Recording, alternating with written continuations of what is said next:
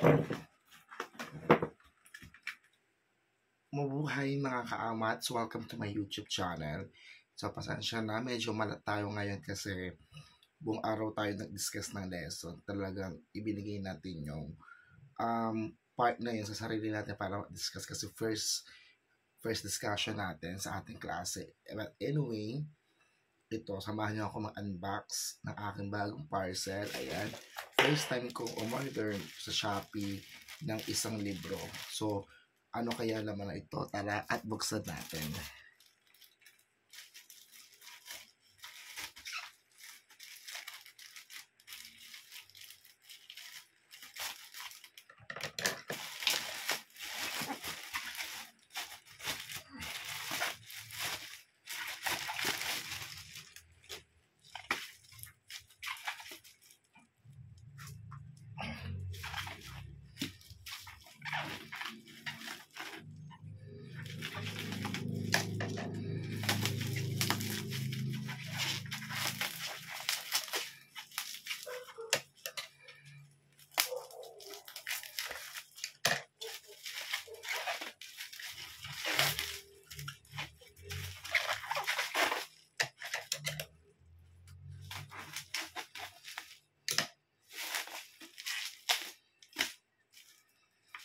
So, meron siyang kasamang previous na upper room daily devotional guide.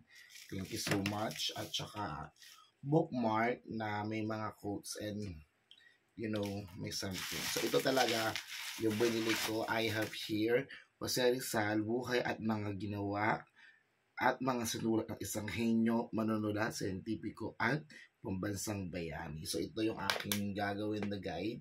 Ito yung aking gagamitin na libro kasi nagtuturo tayo or nagpa-part-time tayo sa college. So, meron tayong dalawang college na tinuturuan kaya kailangan natin to. So, hindi ko ini-expect sa talang buhay ko na yung dating Rizal na inaaral ko ay ako na ngayon ang magtuturo. So, napakahirap. Charot lang, napakahirap paniwalaan pala yung mga pangyayari yun. So, by the way, kung gusto nyo umorder ng Rizal, na libro, nabili ko to sa Shopee.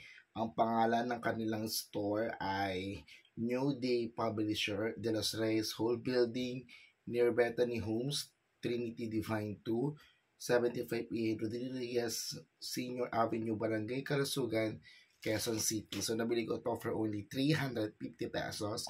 So, batay naman sa aking mga nakikita ay goods ang nilalaman ng aklat. Ayan, goods siya. So, alagad na lang natin ang plastic cover kasi talaga nagagamit natin to for our discussion. And of course, ito talaga yun. So, 350 lang to kasi hanap tayo. So, libre ang kayang shipping fee. So, thank you so much for watching. Bye!